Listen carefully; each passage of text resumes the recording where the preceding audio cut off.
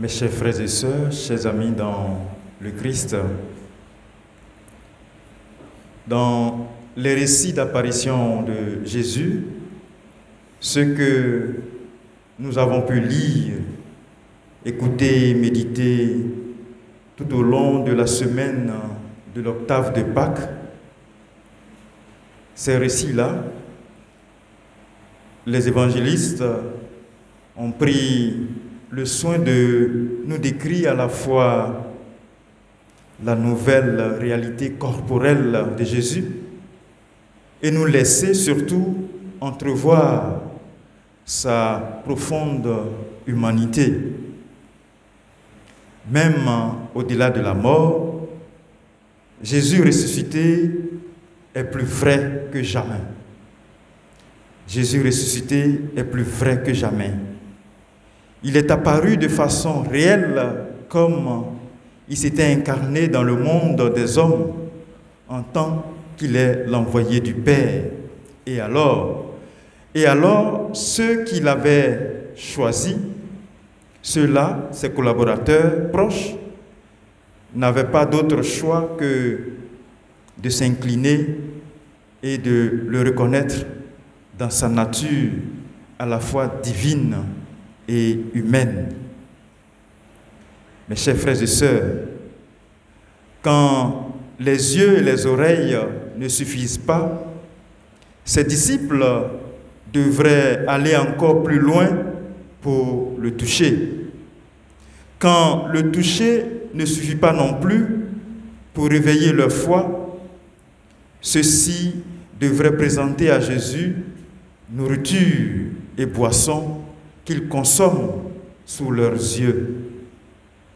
Et c'est bien là l'expression de notre incrédulité parfois, et il faut l'avouer, le confesser pour obtenir miséricorde de Dieu. Mais la vérité est là sous nos yeux. Jésus est bel et bien vivant après sa crucifixion, et il est bien plus vivant que jamais. D'ailleurs, il est apparu à ses disciples dès le premier jour de sa résurrection. Un peu comme si les liens noués ici-bas étaient de la plus grande importance pour lui. Malgré le fait que ses amis l'aient abandonné, renié et trahi, en pensant par exemple aux disciples comme Pierre et Judas, Jésus ne s'est pas détourné de ses disciples. Bien au contraire, il vient vers eux avec empressement. Il vient et traverse les murs de leur peur et de leurs doutes afin de les ramener vers lui et de les rétablir fermement dans cet amour sans limite qu'il a pour nous, pour ses disciples. À travers ces apparitions, il me semble que Jésus nous révèle à tous combien nous avons du prix à ses yeux. Chacun est aimé par le Christ tel qu'il est, malgré ses fautes, malgré ses limites, malgré ses vulnérabilités, et cela sans aucune mesure. C'est cet amour infini et sans condition préalable qui l'a conduit in fine à sa passion. Une passion dont il porte encore les marques dans son corps glorifié, dans son corps de ressuscité. De vénérée mémoire, le pape Benoît XVI avait exprimé cela de manière très significative et avec beaucoup plus de clairvoyance. Le Seigneur a apporté avec lui les blessures dans l'éternité. C'est un Dieu blessé. Il s'est laissé blesser par l'amour pour nous. Et pour traduire plus explicitement cela pour nous, il faut prendre conscience que les blessures que le Christ a reçues durant le temps de sa passion, ce sont bien les différentes marques de nos péchés. Car en effet, si le péché nous blesse dans nos vies personnelles et communautaires, Jésus, lui, nous fait découvrir que ces péchés, justement, s'adressent d'abord et avant tout à Dieu le Père. Nous sommes donc tous interpellés par cet enseignement. Il faut s'abstenir de faire de la peine au bon Dieu par nos colères, par notre esprit de haine, par notre esprit de vengeance et de duperie, par nos mensonges. Il faut s'en abstenir. Il n'y a pas de doute à se faire. C'est là une profonde intuition spirituelle, car c'est la mort de Christ en nous, la mort de Christ en croix qui nous renvoie l'image de notre propre péché. Elle nous renvoie à la réalité de notre propre péché. Jésus, notre Christ, est désormais ressuscité. Il est ressuscité d'entre les morts pour nos péchés. Et il porte en nous, pour lui, les blessures jusque dans sa résurrection. Le péché, comme le témoignent en effet les enseignements de notre Église, ce sont toutes ces paroles, toutes ces actions, toutes ces pensées et omissions de notre part, où justement nous perdons le sens même de nous-mêmes, le sens de notre dignité d'enfant de Dieu. Le péché, c'est le cœur qui s'éteint. Le cœur qui s'éteint, et c'est quand toute la source de l'amour de Dieu tarit en nous. Et c'est bien là que advienne le péché. Nous le savons tous, mes chers frères et sœurs, nous portons notre mission de disciples de Christ dans des vases d'argile, comme l'apôtre Paul l'a souligné, parce que justement nous sommes fragiles. Mais nous avons une assurance. Une assurance, c'est que nous avons désormais le Christ pour nous.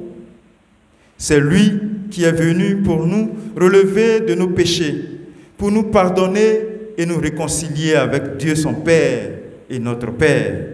Il est venu pour nous donner sa force, car c'est lui la clé de l'histoire et la réponse définitive à toutes les quêtes de sens de l'humanité. Il est celui qui ouvre le chemin vers Dieu, l'unique médiateur entre Dieu et les hommes. Et cela, c'est une vérité de foi. Les idéologies enseignées par les siècles exotériques et les vastes mouvements humanistes et philosophiques, ces idéologies-là ne sont que des faussetés. Ce sont des faussetés pour nous détourner de la voie du Seigneur. Depuis sa résurrection, qui nous a ouvert les portes du salut et de la vie éternelle, Jésus ne cesse de poursuivre sa route avec nous. Il le fait sous un mode de présence tout nouveau, un mode vrai et plus intime. Désormais, par sa résurrection, il vient transformer nos vies de l'intérieur, lui le grand vainqueur de la mort. Il nous confie sa paix et ainsi, il nous invite à entrer avec lui dans le combat de Dieu, à nous faire solidaires de ses blessures, tout comme il invitait l'apôtre Thomas à le faire. C'est le pape Benoît XVI qui dit encore à son sujet qu'il est accordé à l'apôtre Thomas de toucher les blessures du ressuscité et ainsi il le reconnaît. Il reconnaît au-delà de l'identité humaine de Jésus de Nazareth, dans son identité, la véritable et sa profonde foi, en disant ceci: mon Seigneur et mon Dieu. Mon Seigneur et mon Dieu. Il faut le faire ce choix assez souvent quand tout s'écroule autour de soi. Mon Seigneur et mon Dieu. Et je crois que c'est la plus belle expression de foi de tous les évangiles. L'apôtre Thomas nous a fait ce cadeau-là.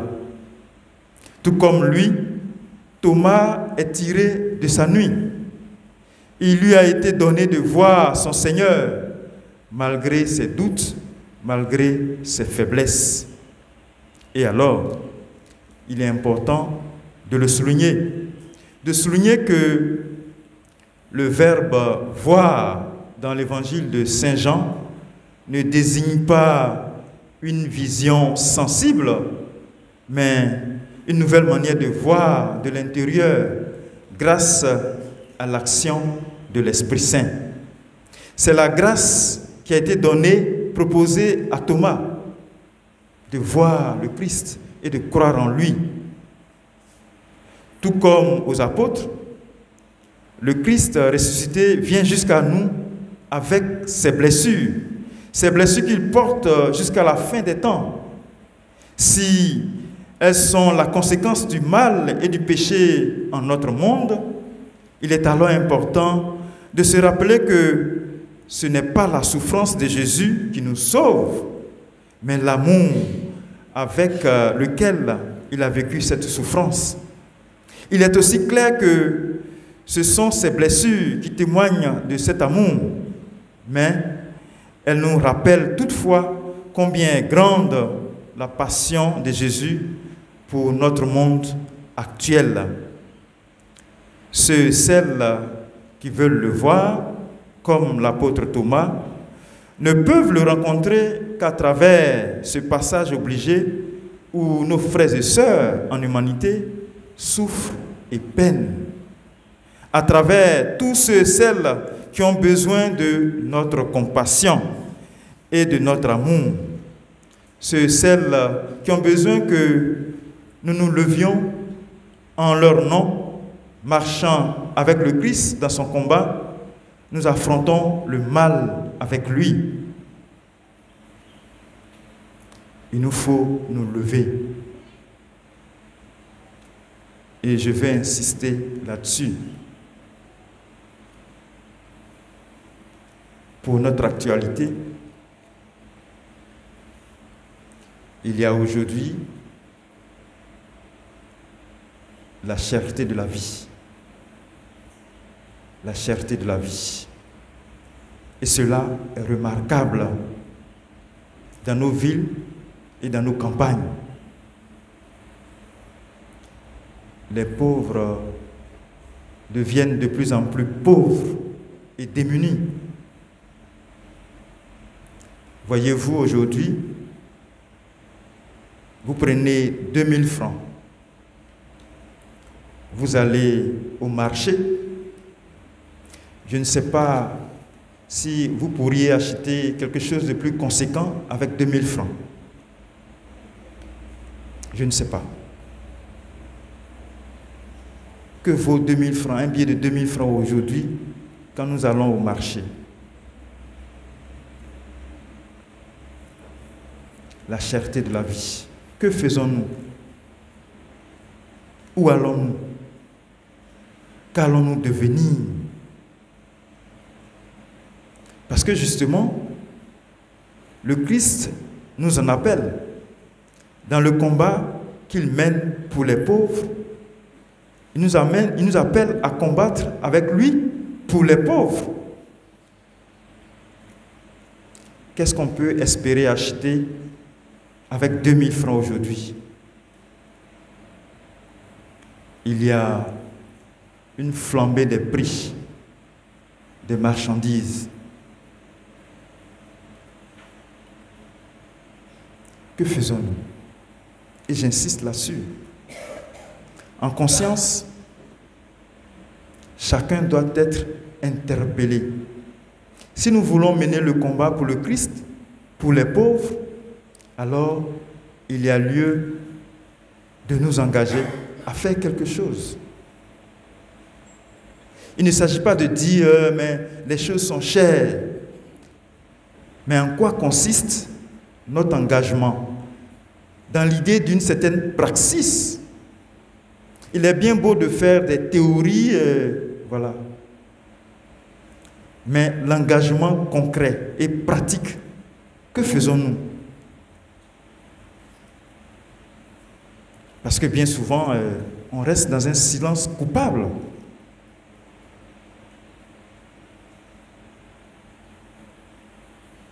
N'y a-t-il pas besoin de se lever au nom des sans-voix, en marchant dans la justice de Dieu et affronter réellement l'injustice, le mal de l'injustice sociale et surtout de la corruption?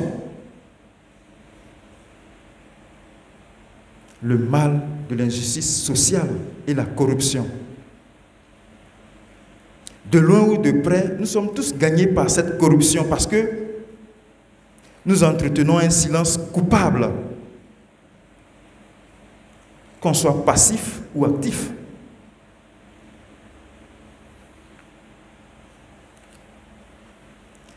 En s'y engageant véritablement, ce serait sans doute gagner quelque chose en marchant avec le Christ dans son combat pour les plus pauvres. Parce que réellement, c'est de cela qu'il s'agit. C'est lui qui est notre Seigneur et notre Dieu. Le chemin de notre sanctification commence réellement par notre adhésion et notre engagement. D'ailleurs, l'auteur sacré du livre des apôtres nous fait un prolongement de cette adhésion et de ce même engagement. Et cela à travers l'exemple des tout premiers chrétiens qui vivaient une communauté de vie fraternelle. J'aime à le dire, bien souvent nous venons à l'église, on lance juste un petit bonjour aux voisins et puis c'est terminé. Est-ce que réellement il y a une communion de vie fraternelle avec celui qui est assis auprès de moi pour cette célébration eucharistique? Je ne suis pas très sûr. Mais pour les apôtres, pour les premiers chrétiens d'alors, c'était une réalité, et une réalité plus authentique. C'est une fidélité au Christ. Et elle a permis de tracer et de construire solidement pour nous aujourd'hui notre Église qui est universelle, notre Église qui est sainte et qui est apostolique dans le sens de l'engagement. Notre Église se fonde bien sur la foi au Christ et elle porte essentiellement sur 4 aspects de la vie chrétienne. Et ces aspects sont complémentaires et indissociables. Et cela en se fondant sur le premier texte que nous avons entendu. Les premiers chrétiens étaient tous fidèles, fidèles à écouter la parole et les enseignements des apôtres. Ces apôtres-là qui sont les témoins oculaires du message de Jésus ressuscité et garants de l'adhésion de la foi à ce même Christ ressuscité. Ils étaient de même fidèles à vivre la communion fraternelle avec tout ce que cela renferme, comme la solidarité et la charité, la bienveillance et le souci de l'autre. Très souvent, point oui ou point non, on reste indifférent à tout. Parce qu'influencé par nos sentiments désagréables. La communion fraternelle vraie, c'est cela que nous avons à vivre au sein de nos communautés de vie religieuse instituées, au sein de nos communautés de vie presbytérales, au sein de nos communautés de vie familiale et professionnelle. Et je dirais que cette communion fraternelle va jusqu'au partage des biens matériels et spirituels, des biens moraux. Autrement dit, il s'agit d'une solidarité de pensée, d'action et de comportement. Les tout premiers chrétiens étaient en plus de cela fidèles à rompre le pain qui désigne aujourd'hui dans notre contexte de vie l'Eucharistie célébrée et vécue dans nos églises.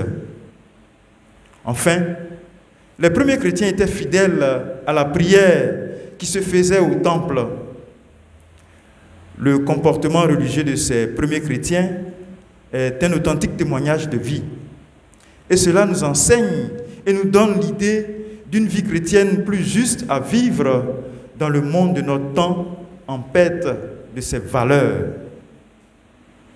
C'est la vraie religion à vivre qui est calquée sur ce modèle de vie des tout premiers chrétiens.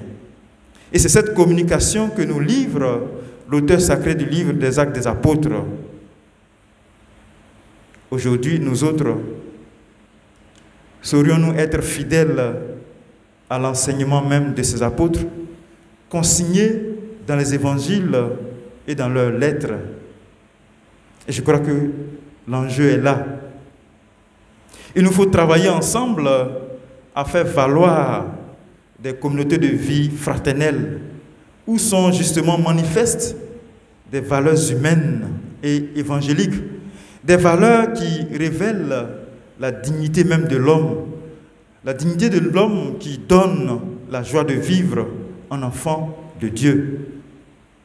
L'apôtre Pierre l'a déclaré dans sa lettre qu'il avait adressée autrefois aux chrétiens d'Asie. La foi en Christ doit être notre leitmotiv, notre grande raison de vivre le témoignage de l'Évangile et d'espérer surtout en la vie éternelle. Il y a toujours de la joie à vivre, à voir justement s'ouvrir devant soi une espérance, l'espérance d'un salut éternel, hérité d'un monde nouveau accordé par le Seigneur lui-même à ses enfants que nous sommes tous. Et cette joie se veut plus manifeste dans le Christ qui est ressuscité pour nous aujourd'hui. Cette joie doit nous inonder. Les épreuves que chacun vit, les épreuves que nous pouvons vivre, ces épreuves-là, sans doute, sont celles qui vérifient la qualité même de notre foi en ce Dieu qui est justement bon pour les justes et pour les mauvais. Le Seigneur soit avec vous. Je veux être celui que tu veux.